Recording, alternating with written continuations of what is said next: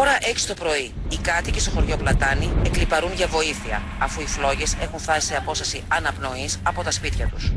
Προηγήθηκε μια νύχτα τρόμου για να ξημερώσει μια ημέρα εφιαλτική.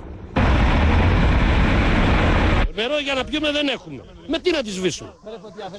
Τι δήμος υπάρχει, κράτος υπάρχει τίποτα? Νερό να πιούμε, δεν έχουμε νερό. Εδώ και εγώ είμαστε στα σπίτια μας, δεν έρχεται να ρίξει μια κουβαδιά νερό να σβήσει εκεί ο τόπος εδώ, να μην κάνουν τα σπίτια μας.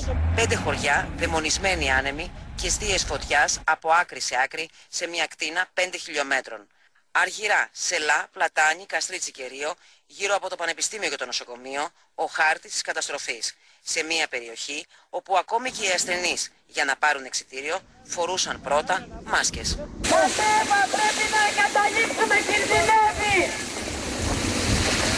Κινδυνεύει, πρέπει να εγκαταλείψουμε!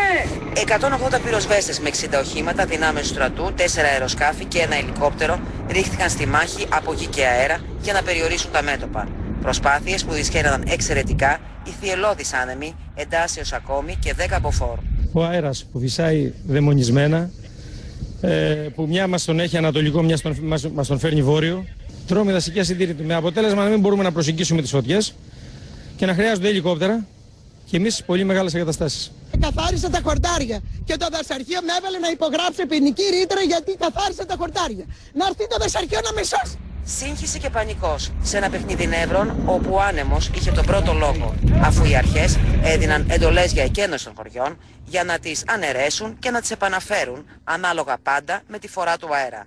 Στις 11 το πρωί οι αρχές έδωσαν εντολή στους κατοίκους εδώ στο χωριό Άνω Καστρίτσι να εγκαταλείψουν τα σπίτια τους. Έφυγαν μόνο όσο αντιμετώπιζαν προβλήματα υγείας και τα παιδιά. Οι υπόλοιποι έμειναν πίσω και προσπαθούν να σώσουν ό,τι μπορούν.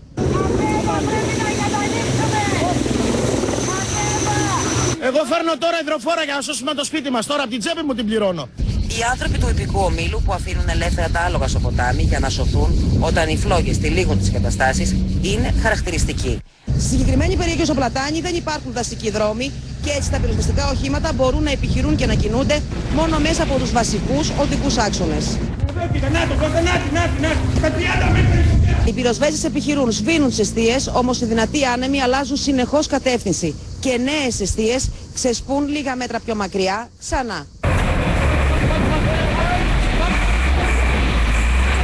Ξαφνικά βλέπεις μπροστά σου άλλες 2 εστίες που δεν μπορείς να καταλάβεις πώς συνδέονται αυτές οι 2 εστίες, ας πούμε, με την επάνω φωτιά. Ξαφνικά πήγε ένα χέρι και την έβαλε.